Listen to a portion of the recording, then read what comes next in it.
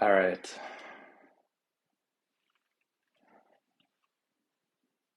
Hey, Mushroom Musketeer. All right, so you're on, and you can hear me okay.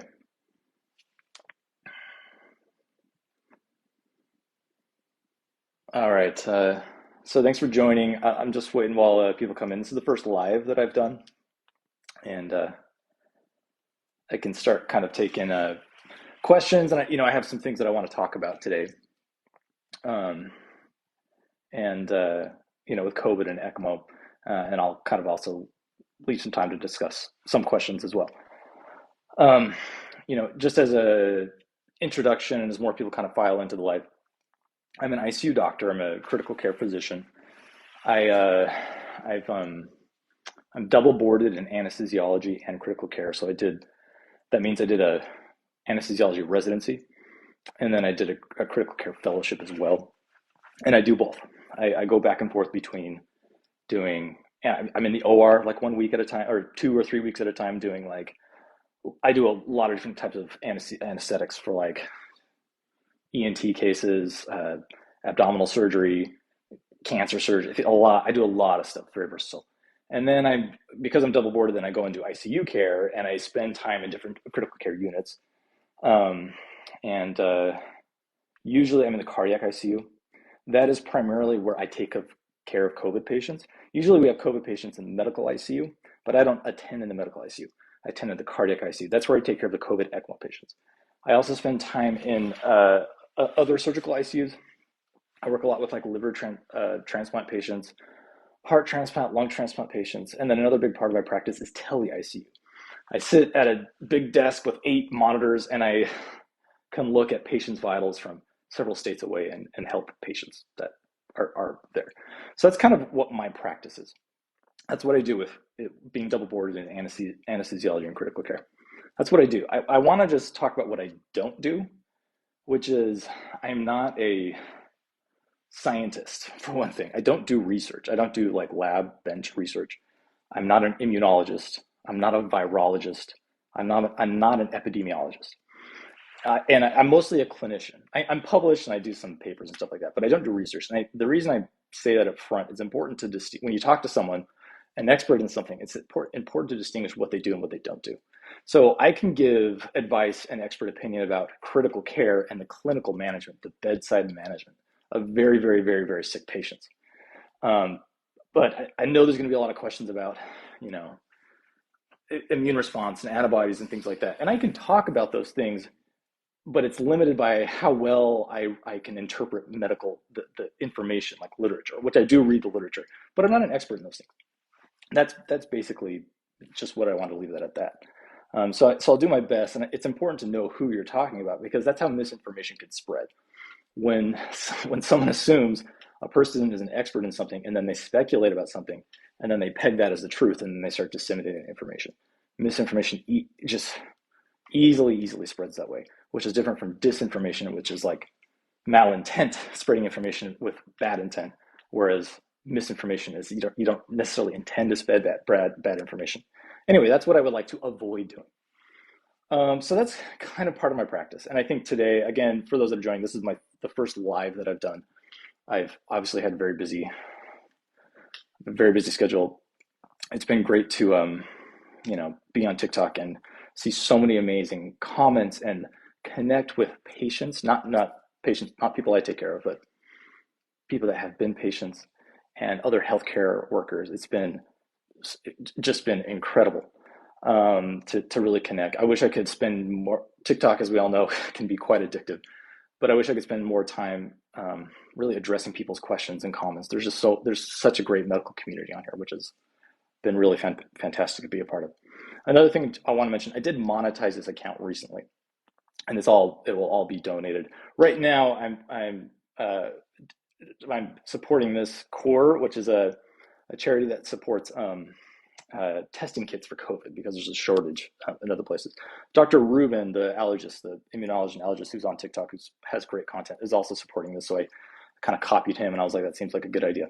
Any funds that come to this account or anything, they 100% besides paying the taxes on them will go towards charitable organizations, and that will probably change as we look at different accounts and stuff like that.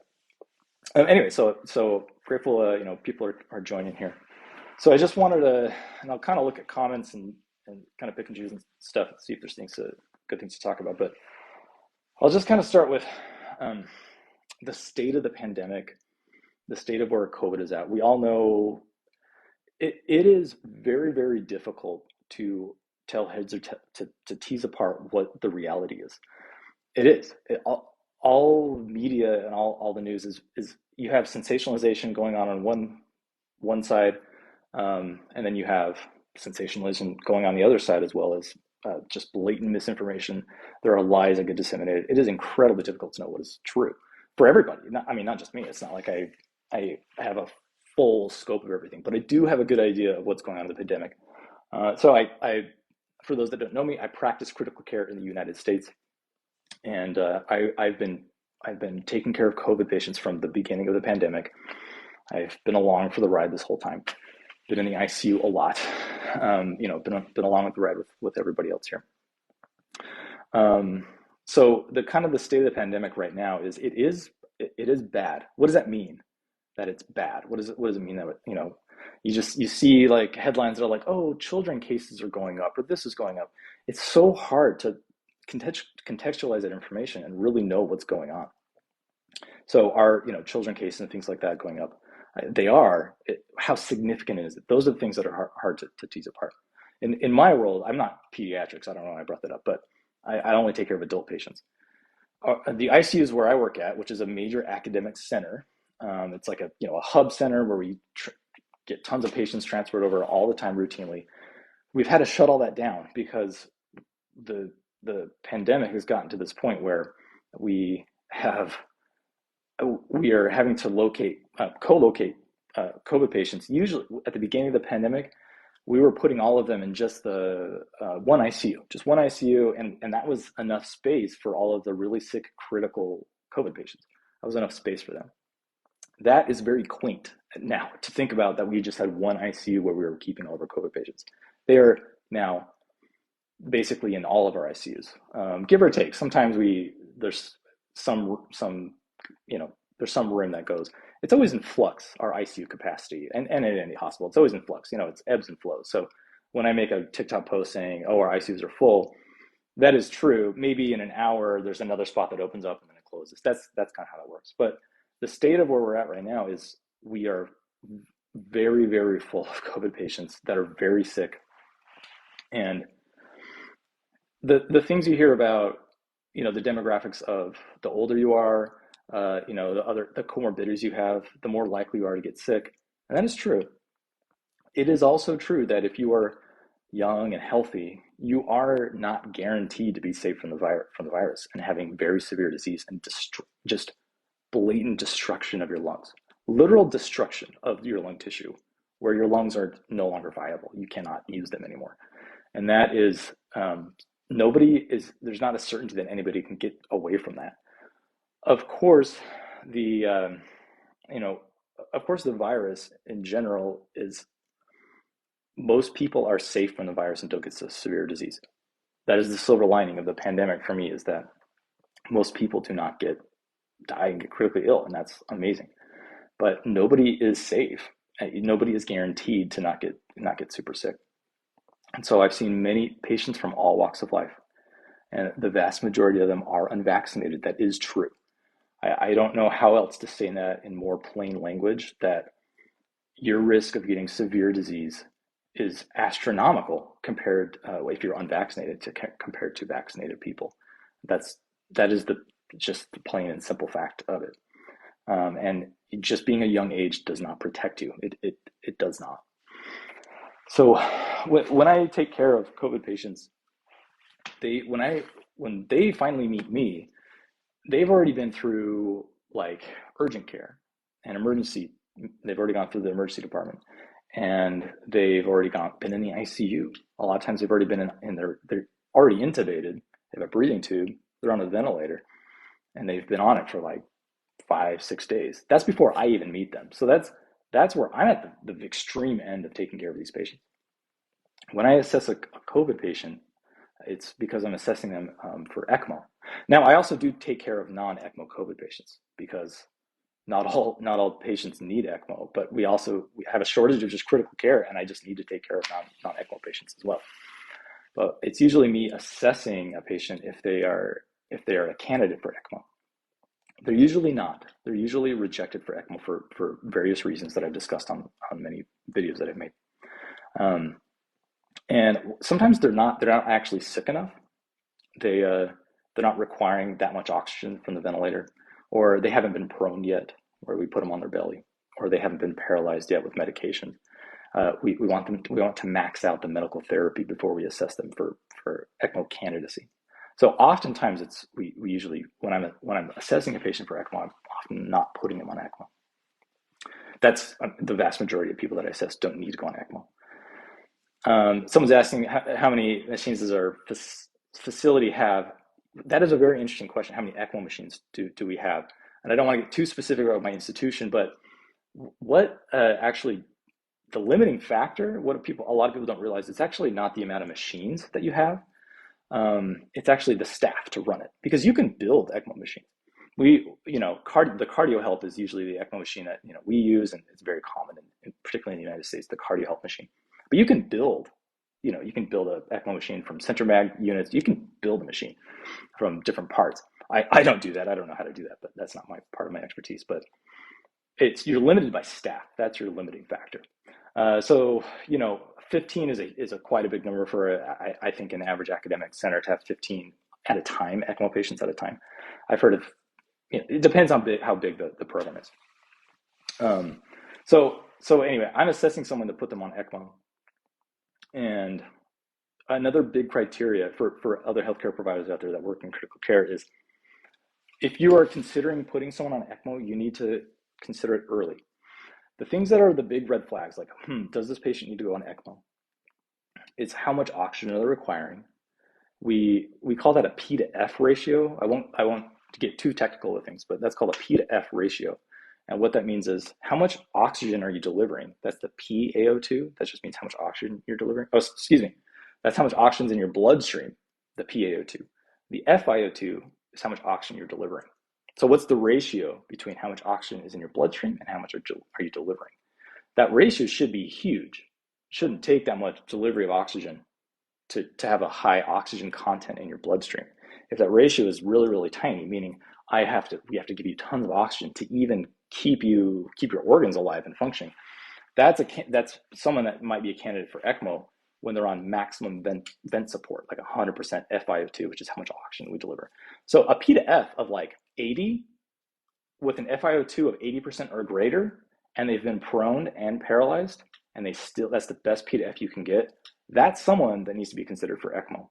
And the key thing I want to communicate for people that are healthcare providers is, you must communicate it early to an ECMO center.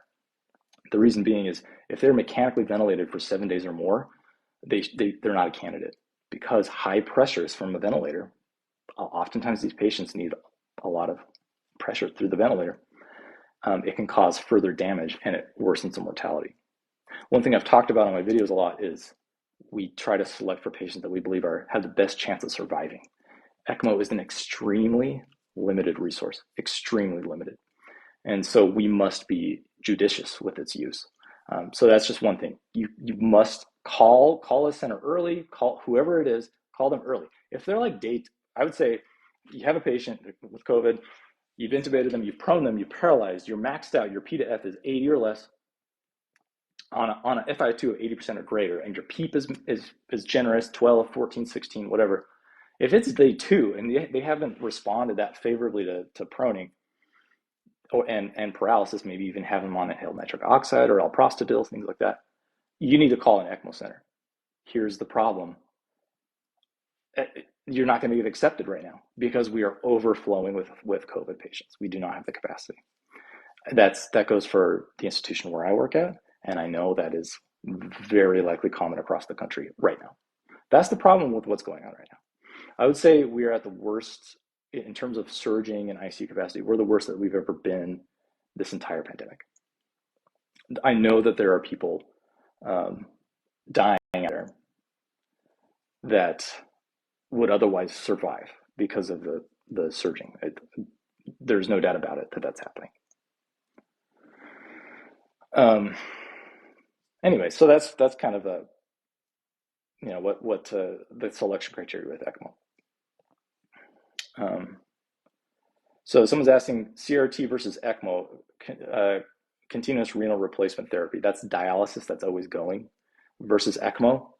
The two are not, they're not dependent on one another. You can be on ECMO and dialysis independent of one another. It just all depends if you're in kidney failure or not. They often correlate with one another. If someone is sick enough to be on ECMO, usually their kidneys have also shut down. Not usually, it can happen. Their kidneys have also shut down and they require it. Someone's asking, can someone be on ECMO twice? Yes, the answer is yes, someone can be on ECMO twice. Someone who goes on ECMO twice it's not going to be a COVID patient, certainly not. It's usually a patient that's had heart failure and is like a heart transplant candidate. Maybe they've already had a heart transplant and that heart is failing, and then they need to go back on, maybe they're on ECMO once because they had a heart failure. They got a heart transplant, that heart failed, then they go on ECMO again, waiting for another heart transplant. That is something that can happen, and I have seen it. So the problem with going on ECMO twice is that when these cannulas sit in your groin, they sit there, they can cause your vessels to completely like scar down. And sometimes you can't put them back on ECMO and you can destroy people's vasculature, their blood vessels. Someone's asking, how long can someone be on a vent before the doctors recommend moving to comfort care? It's a very good question. I think it's something that unfortunately we need to all consider, because I think at any time any of us could have loved ones or ourselves that are in a bad situation. It really depends on how well the patient's doing. If someone's been ventilated for say 15 days with COVID, but their oxygen delivery, which is called FiO2, the fraction of inspired oxygen. I use that term a lot. FiO2, that's how much oxygen we're delivering. Right now, I'm breathing 21% oxygen. If you're at home, you're breathing 21%. We can go all the way up to 100%, deliver 100% oxygen. If someone is requiring, if they're day 15 and they're requiring maximum ventilatory support, their FiO2 oxygen delivery is 100%, and you can't wean anything down and you can't turn off sedation. And then if they're in multi-organ failure, if they're in liver failure, their glucose is on the floor because you can't bring it up because the liver stops producing, sugar. Or if you're in kidney failure, or if your neuro exam isn't favorable, when the trajectory starts going like this, then that's the time to bring up a discussion about, okay, being DNR, do not resuscitate, and about moving to comfort care measures where we focus on maximizing the comfort of that patient, not maximizing the days that they're alive. Because one of my goals in critical care, and one of the reasons I wanted to go into it, is I don't want people to suffer. I don't want to prolong people suffering at the end of their lives. People should get a shot, in my opinion. People should get a shot, see how they do, and then if their prognosis gets worse and worse, that we should cease their suffering. Someone said I recommended a show, Hospital Playlist. It's a Korean show that me and my wife watched that I've made a video about what I think are most accurate medical shows, which I don't watch a lot of them, but Hospital Playlist on Netflix is a fantastic show, and I totally loved it. I haven't finished the current season. I haven't quite had the time, but I have a commenter saying they have patients coding in the hallway. That just shows you, wherever that person works, that if you have someone who's coding the hallway, we shouldn't be in this situation. So people shouldn't be dying in hallways of hospitals. And it's because you know why. We're overflowing with patients. And it shouldn't be happening with a preventable disease.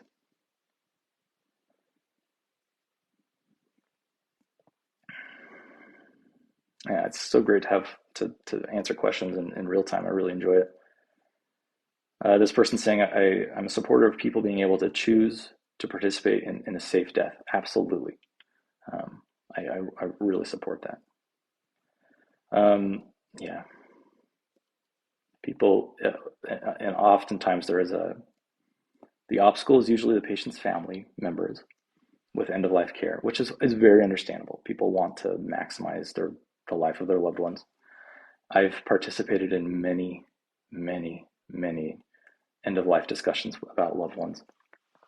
And the grieving process can take longer for some people than it can for others. And you just be patient and give your recommendations as best as can, and try not to lead them too much, influence them too much. But um, yeah, there's just so many supportive comments. It's really nice to be on here and to see so many people being so supportive of critical care and what I do and what other healthcare workers do. When I first started this account, for like 2 weeks, uh, I had like 10 followers and hundreds of comments of people that were against the vaccine, and it was not a fun experience. I actually almost deleted this account, but I'm glad I didn't. I'm glad I didn't. I'm glad I found people that are like the message that I share. This is a great question. How do we deal with unvaxxed family members, from Jess Please 07? This is a common question, right? Everybody, probably relates to every single person. So how do you deal with unvaccinated? So how do you deal with them? I think front thing, I mean, I've mentioned in other videos I've made that we know that talking numbers and data and things like that don't convince people. The irony is anecdotal experiences, which are not good evidence, usually tend to convince people. When you're like, oh, I saw this person die in front of my eyes with COVID. That is more convincing, because all of our brains are just think way too anecdotally. That's the irony. The poorest evidence usually convinces people. But, I think sharing experiences and then just showing people that you care about them, that you have a good relationship with them. Don't let the fact that they're unvaccinated destroy your relationship. That's an awful outcome. Obviously, you need to protect yourself and your family members from if someone's not vaccinated, they have a higher likelihood of spreading the virus. That is true. Obviously, vaccinated people can as well, but it's I really strongly believe that it shouldn't have influenced your opinion, or not your opinion. Sorry, your relationship. We should not identify ourselves based on our vaccination status. That's the partisanship. That's the political divide that wants us to do. It wants us to stack our identities on top of each other and just line them up, and wants us to just, that's who we are. And if you're only one of this other thing, then you are not in my tribe, right? That's what the powers want us to do. So my advice is to keep a good relationship with that person. Don't hammer them with facts and statistics. It will do nothing. It will absolutely do nothing. Share your experiences that you know of the virus and the vaccine, and just show them that you love them. And then keep yourself safe, whatever that means for you. And then just hope for the best. That's all. I don't know. I don't think there's any silver bullet.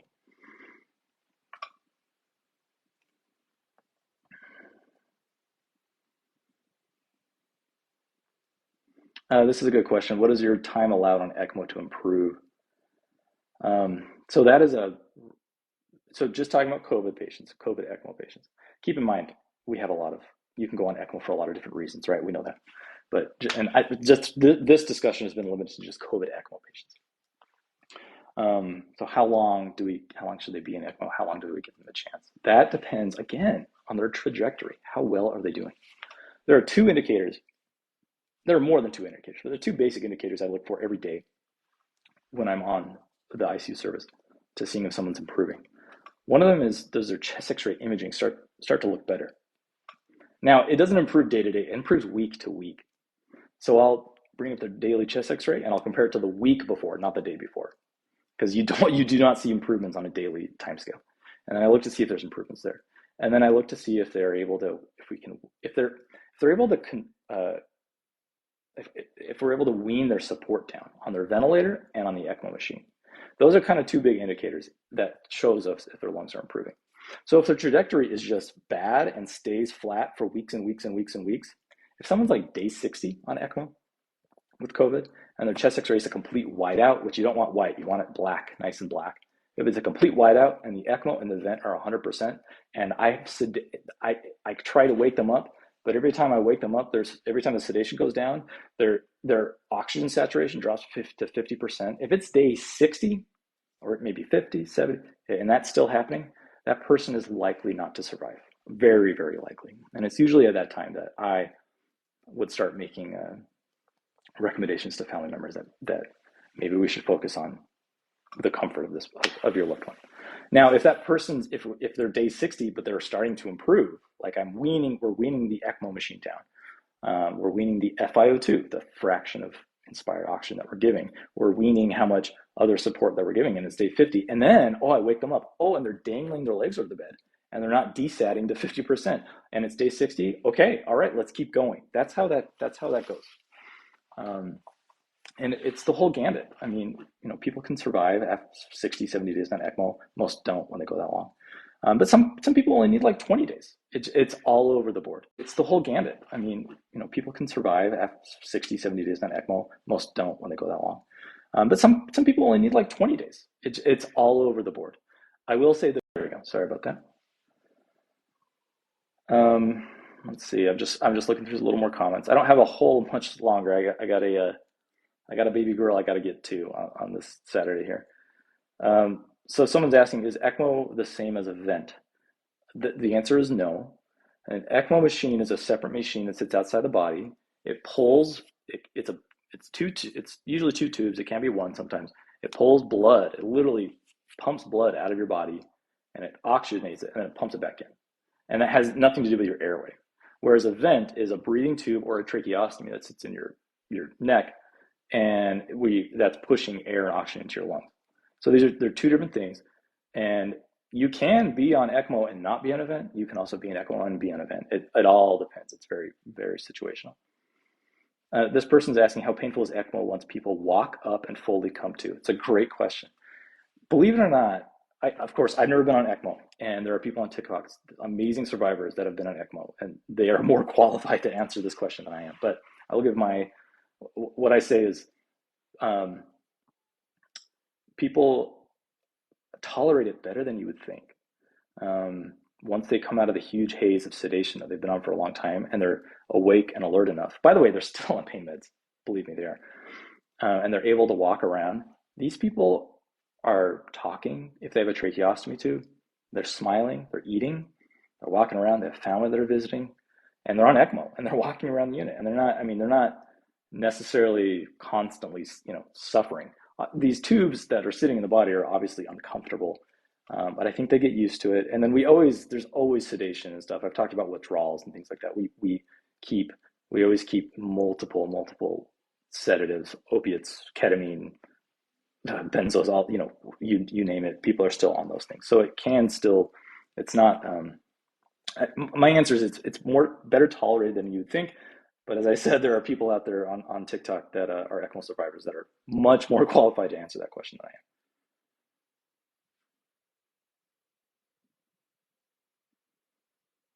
I am. This person's asking, am I surgery trained? I am not. So I'm not trained. I'm not a surgeon. However, I am fortunate to work in a group where the anesthesia intensivists, which is what I do, we cannulate people on ECMO ourselves without a surgeon present. I haven't done like a ton of them myself, but I have colleagues that have done. So I do them with other colleagues, and I'm training to get better and better and better to actually do the cannulation myself, which is great. It's a great opportunity. This person is asking, can I still have white lung X-ray on ECMO and communicate? Yeah, they can, because they can still generate pressure with their negative pressure with their diaphragm. They can still move their diaphragm up and down and push air out. It depends, though. Sometimes people's tidal volumes are nothing, meaning they can't ventilate at all. I talked about lung compliance, where people's lungs are like propane tanks. They can't move them because COVID just absolutely completely destroys their lungs. And I mean destroyed. And that's the whole point of putting people on ECMO. To be clear, ECMO is not a treatment. It's not a treatment. It's a mitigating procedure. It's to prolong someone's life in the hopes that their lungs recover. That's kind of the whole take home with ECMO. It's prolonging their life where we sit there and cross our fingers for 2 months or more and see if their lungs recover, and we have no idea if their lungs will recover. And we can get in the situation where someone is walking around, they're fully awake, they're alert, their lungs are not recovered, they're not a lung transplant candidate, and they is the bravest thing I've ever seen someone do is they decide the day that they're going to die, and they have their family come. These people are completely alert. They decide the day that they're going to pass away, and they stop the ECMO machine and they pass away. I've been present in the room while this happens, and we keep these patients very um, comfortable. Yeah. So I think I'll give it just 5 more minutes on the live. I gotta go soon, but I think I can try to answer a few more questions here.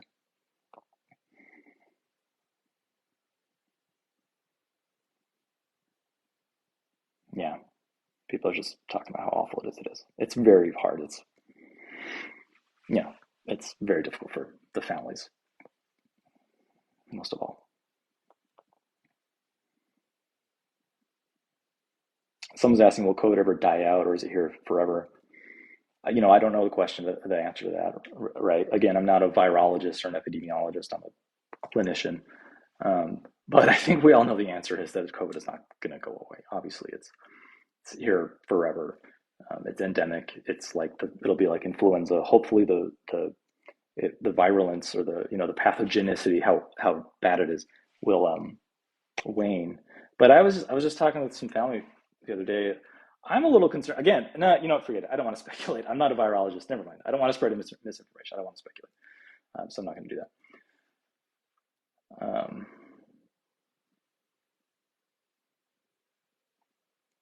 I appreciate all the encouraging comments to take care of myself and take care of our family. It means a lot. I do see all the supportive comments and on TikTok, and it does mean a lot. It really does. Particularly that there are very strong voices with the pandemic, strong voices that are very adamant, that are unfortunately misinformed and about vaccinations. And the way I view people that are opposed to the vaccines is that they're victims of misinformation, and we should treat them as, in my opinion, treat them as victims.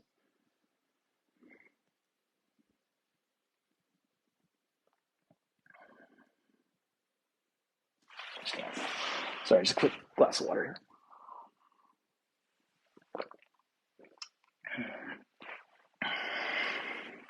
I've seen, I think a couple people have donated to the core charity, which is fantastic. Anytime anything is as I said, anytime anything is donated to anything associated with my account, it will be charitable donations. Whatever taxes are, and then charitable donations. I will not use any of the funds that are donated to my account for no personal use. That would be highly unethical if I did that. This whole account is created based off my patient interactions. I would be exploiting. If I were to use funds that came to my account, I would be exploiting patients, and that's something that I will never do.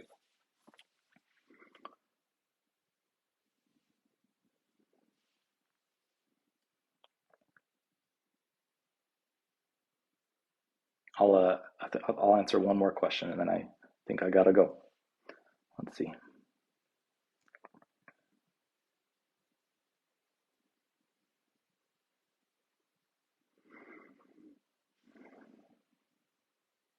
Oh, side note, awesome T-shirt. Yeah, thanks. I'm a big Star Trek fan.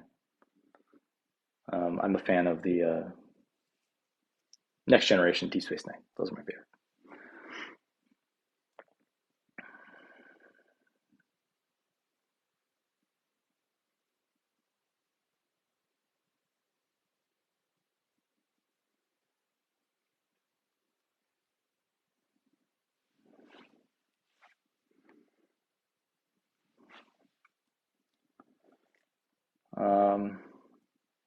If there's any other last, I'm just kind of looking through.